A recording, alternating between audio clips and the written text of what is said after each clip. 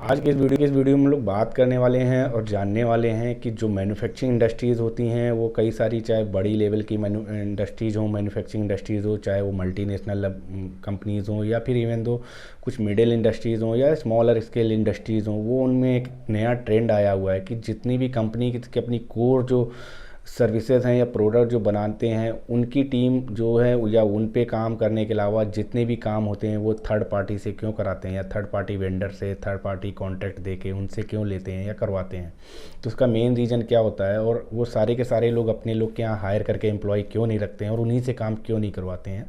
तो उनके रीजंस क्या रहते हैं और इनके कुछ एग्जांपल भी हम बात करने वाले हैं कि कंपनीज़ में ऐसे कौन कौन सी जगहें होती हैं जहाँ थर्ड पार्टी के थ्रू से काम करवाती हैं कंपनीज़ या फिर उनको दे के रखती हैं। तो सबसे पहले जान लेते हैं कि जब भी कोई ऑर्गेनाइजेशन लगती है या कंपनी लगती है तो उसका मेन फोकस किसी ना किसी एक चीज़ पे करके ही वो लोग कंपनी या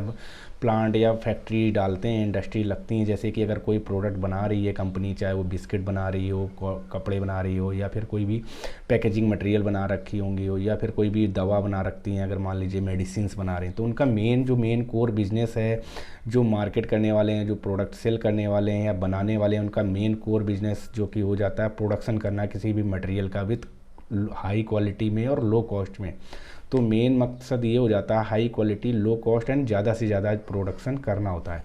तो अगर ये इस पे उनका मेन फोकस, अगर यही इनका बिजनेस है मेन और इसके अलावा उनका किसी और चीज़ों में अगर वो इंगेज हो जाएंगे या उनकी टीम इंगेज हो जाएगी, तो क्या होने वाला है, उनके जो क्वालिटी है, कॉस्ट है, हो सकता है उतना रिड्यूस नहीं हो पाएगा। ज़्यादा से ज़्यादा लोग जब एक जगह पे आ जाएंगे तो वहाँ पे कॉन्फ्लिक्ट हो जाते हैं, उनको मैनेज करना इतना आसान नहीं होता है। उनको एक जैसे जो विज़न है, मिशन है, सबको एक जैसे लेके सारे के सारे लोग नहीं चल पाते हैं। तो उनमें कई सारे ऐसे सिचुएशन आती हैं। तो कंपनीज़ क्या करती हैं कि अपनी कोर टीम को बहुत ही स्मॉलर रखने की कोशिश करती हैं और उस जो हायर टीम रहती है या फिर यूँ कह सकते हैं कि सीनियर टीम रहती है, उसको ही सबसे ज़्यादा कोशिश करती है कि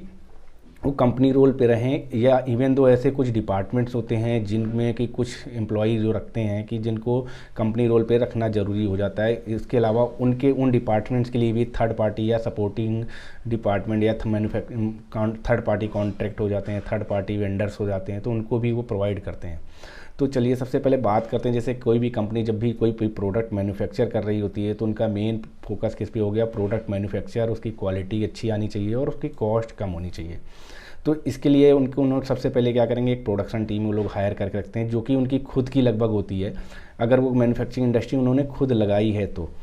उन्होंने, अगर कोई भी कंपनी ने या लोगों ने या पर्सन ने अगर कंपनी लगाई है तो उनकी अगर खुद की कंपनी लगाई तो क्या करेंगे, अपनी खुद की जो मैन्युफैक्चरिंग टीम में प्रोडक्शन टीम होगी उसको हायर करेंगे। उसके साथ साथ कुछ मेंटेनेंस टीम के पर्सन हायर करेंगे, क्वालिटी टीम हायर करेंगे, ऐसे करके वो लोग हायर करते हैं। बट बहुत सारे थर्ड पार्टी वेंडर से जो लेते हैं सपोर्ट, वो कैसे हो जाते हैं, जैसे कंपनी की जितनी भी सिक्योरिटी टीम होती है वो हमेशा हर, चाहे छोटी कंपनी हो या बड़ी कंपनी हो, वो क्या करते हैं थर्ड पार्टी कॉन्ट्रैक्ट से लेते हैं, थर्ड पार्टी वेंडर से लेते हैं या किसी बाहर कॉन्ट्रैक्टर से वो उनके पास रहते हैं जो कि उनकी कंपनी का पूरी की पूरी सिक्योरिटी देख रहे होते हैं, गेट से लेके अंदर भी जहाँ जहाँ सिक्योरिटी गार्ड्स की ज़रूरत होती है। तो जितने भी सिक्योरिटी गार्ड्स होते हैं वो थर्ड पार्टी के थ्रू लेके रखते हैं, क्योंकि उनका डायरेक्ट रोल कोई भी मैन्युफैक्चरिंग से नहीं रहता है और कंपनी कभी भी नहीं चाहती कि इन लोगों में कंपनी इंगेज रहे, वहाँ पे अपना सारे लोग फोकस कर पाएँ, मैनेजमेंट या सीनियर टीम या कुछ भी है कि सिक्योरिटी करने में, मटेरियल सिक्योरिटी गार्ड लगाने में, उनको देख रेख करने में, उनका डेटा मैनेज करने में, उनके सैलरीज मैनेज करने में, ये सारी चीज़ें करने में वो इतना ज़्यादा वो ध्यान नहीं देना चाहते हैं और उनके लिए इतनी ज़्यादा मैन पावर रिक्रूट नहीं करना चाहते हैं और इतना, क्योंकि उनका वो कोर बिजनेस नहीं होता है। इसके अलावा आप देखते होंगे कंपनी के अंदर जो कॉन्ट्रैक्टर, जो सीनियर केवल प्रोडक्शन टीम में अगर मैन पावर होती है तो उसमें बहुत सारे हेल्पर, कैजुअल्स या ऑपरेटर्स होते हैं या फिर कुछ सुपरवाइजर भी होते हैं जो कि कॉन्ट्रैक्ट रोल पे रखते हैं। तो क्या करते हैं कि कोई थर्ड पार्टी कॉन्ट्रैक्टर हायर करके रखते हैं जो कि एक, दो या तीन हो सकते हैं, जिनके थ्रू वो क्या करते हैं सारे के सारे मैन पावर लेते हैं कॉन्ट्रैक्ट के और वो ज़्यादा से ज़्यादा कंपनी में क्या करते हैं, कम से कम कंपनी रोल पे एम्प्लॉय रखते हैं और ज़्यादा से ज़्यादा कॉन्ट्रैक्टर बेस के एम्प्लॉय रखते हैं। उनमें क्या होता है कि वो अगर कोई सीजन बेस पे कोई इनको प्रोडक्ट बनाना है तो उसके लिए उस सीज़न के लिए मैन पावर ले लेंगे या हो सकता है कुछ टाइम फ्रेम के लिए उनको बनाना है तभी उस क्लिक के लिए ले लेंगे, और हो सकता है कि कंटिन्यूस भी बनाना है तो उनको कॉन्ट्रैक्ट रोल में रखने की वजह से उनको बहुत सारी फैसिलिटीज़ नहीं देनी पड़ेंगी। उनके बहुत सारे paper work, documentation, legal work से लिए सारी चीज़ें कंपनी डायरेक्ट नहीं इंगेज होकर उन पे सारा कुछ फोकस नहीं करके और पचड़ों में नहीं फंसना चाहेगी कि वो अपना मैन्युफैक्चरिंग करने के अलावा इन सब चीज़ों में ध्यान दे और उसके बाद कोई लीगल इश्यूज़ हो तो वो सारा कुछ देखते हुए उनमें सारा कुछ फोकस उनका डाइवर्ट हो जाए और उधर वो लोग लग जाए। तो इस तरह की चीज़ें आ जाती हैं जहाँ पर मैन पावर वो डायरेक्ट रिक्रूट करते हैं। कंपनी के अंदर जितना मटेरियल मूवमेंट शिफ्टिंग का है, जो पावर्ड इंडस्ट्रियल व्हीकल्स होते हैं जैसे फोर्कलिफ्ट हो जाते हैं, ट्रक्स हो जाते हैं, वो कंपनी क्या करती है थर्ड पार्टी के थ्रू ले लेती है। उनमें सबसे बड़ा रीज़न रहता है कि एक साथ कंपनी को पैसा नहीं इन्वेस्ट करना पड़ता है, तो पावर्ड इंडस्ट्रियल व्हीकल खरीदने में, गाड़ियाँ खरीदने में बहुत सारा पैसा इन्वेस्ट नहीं करता है। वो थर्ड पार्टी को दे देते हैं, उनकी ही गाड़ियाँ रहेंगी, उनके ही ड्राइवर्स रहेंगे और उनके ही सुपरवाइज़र रहेंगे। इसके अलावा रिपेयर एंड मेंटेनेंस गाड़ियों में जो भी प्रॉब्लम आएगी वो थर्ड पार्टी खुद ही करेगी। तो वो क्या करते हैं, एक बार उनको सारी चीज़ें दे देते हैं, उसके बाद डॉक्यूमेंट SOPs और वे जितना भी जैसे भी वे ऑफ वर्किंग है वो चीज़ें उनको समझाने के बाद, उनको जो भी कॉन्ट्रैक्ट साइन करने के बाद वो सारा का सारा वो थर्ड पार्टी ही देखती है, उनकी जितना भी मूवमेंट है, शिफ्टिंग है। इसके अलावा थर्ड पार्टी में क्या कहते हैं, बहुत सारे वेयर हाउसेज, स्टोरेज हाउसेज भी थर्ड पार्टी को ही दे देते हैं। थर्ड पार्टी सारा उनका मटेरियल को स्टोर कर रहे होते हैं या फिर वो लोग हैंडल कर रहे होते हैं। इसके अलावा मेंटेनेंस टीम में आप देखेंगे मेंटेनेंस डिपार्टमेंट के लिए बहुत सारे थर्ड पार्टीज़ वेंडर लगे होते हैं। वो चाहे कोई भी यूटिलिटी सेक्शन में चिलर हों, डीजीज़ हों, कंप्रेसर हों, RO हों, तो इन सब चीज़ों को देखने के लिए AMC कॉन्ट्रैक्ट कंपनी दे देती है। कंपनी एम्प्लॉय को, जो उनकी मेंटेनेंस टीम होती है, डायरेक्ट उसको इंगेज नहीं करते हैं कि वो सारी की सारी टीम इंगेज रहे। इसके अलावा आपको कंपनी में UPS हो जाते हैं, आपको देखते हैं बहुत सारे के जो भी इलेक्ट्रिकल के, मैकेनिकल के कॉन्ट्रैक्टर होते हैं, जो मशीन के या फैब्रिकेशन के लिए कॉन्ट्रैक्टर होते हैं, फैब्रिकेटर के कॉन्ट्रैक्टर होते हैं, इलेक्ट्रिकल के कॉन्ट्रैक्टर होते हैं, जो कोई इलेक्ट्रिकल की केबलिंग का वर्क है, पैनल शिफ्टिंग के वर्क हैं, या जो भी अदर टाइप के इलेक्ट्रिकल के हाई HT वोल्टेज पे काम करने वाले हैं, तो वो सारे के सारे थर्ड पार्टी को ही देख रखते हैं, क्योंकि उनमें डायरेक्ट कंपनी इन्वॉल्व नहीं करना चाहती अपने एम्प्लॉय को। उसके साथ साथ जो कंपनी का मेन फोकस जो मेंटेनेंस टीम के एम्प्लॉय होंगे, चाहे इलेक्ट्रिकल डिपार्टमेंट हो, मैकेनिकल डिपार्टमेंट हो या इंस्ट्रूमेंट डिपार्टमेंट के हो, वो सारे के सारे क्या होंगे, जो मशीनरी को करंट ब्रेकडाउन या करंट रनिंग मशीन्स को देखने वाले एम्प्लॉय तक ही हायर करती है कंपनी। इसके अलावा बहुत सारी आप देखेंगे कैंटीन कंपनी में थर्ड पार्टी को दे दी जाती है। कैंटीन में डायरेक्ट खुद कंपनी नहीं बनवा के अपने एम्प्लॉय हायर करके नहीं बनवाती है, वो थर्ड पार्टी को, वेंडर को दे दिया जाता है। वो सारा कुछ खाना जो भी इनके चार्जेस पे फिक्स होता है उसके बेस पे थर्ड पार्टी उसको हैंडल कर रही होती है। जितना भी क्लीनिंग का जो भी काम कंपनी के अंदर झाड़ू और ये क्लीनिंग है, साफ़ सफाई का जितना, ये भी थर्ड पार्टी को कॉन्ट्रैक्ट दे देती है। वो सारा का सारा क्लीनिंग का पूरा कंपनी का देख रही होती है जितना भी है। इसके अलावा बहुत सारे कंपनी जो मेंटेनेंस में, जैसे इलेक्ट्रिकल में हैं, इन्वर्टर्स हैं, ड्राइव्स हैं, इनकी सारी साल की PLCs हैं, इनका सारा का सारा AMC दे देती हैं। कुछ भी है रख रखाव जितना भी उनका मेंटेनेंस है या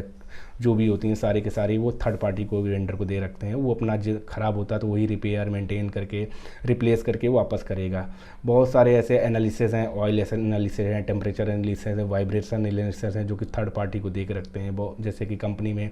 ACs लगे होते हैं, ऑफिसेज में ACs लगे होंगे, पैनल्स में जो इलेक्ट्रिकल पैनल्स होते हैं उनमें AC लगे होते हैं, तो वो भी थर्ड पार्टी को ही कंपनी देख रखती है। उनमें भी अपनी मैन पावर डायरेक्ट रिक्रूट नहीं करती है। इसके अलावा बहुत सारे आपको क्रेन्स, जो ओवरहेड क्रेन्स चलते हैं, हॉइस्ट चलते हैं, जो मटेरियल लिफ्ट करते हैं, वो उन सब चीज़ों को रिपेयर एंड मेंटेनेंस का सारा का सारा थर्ड पार्टी को दे रखते हैं। सिविल के कॉन्ट्रैक्टर होते हैं, सिविल डिपार्टमेंट जो भी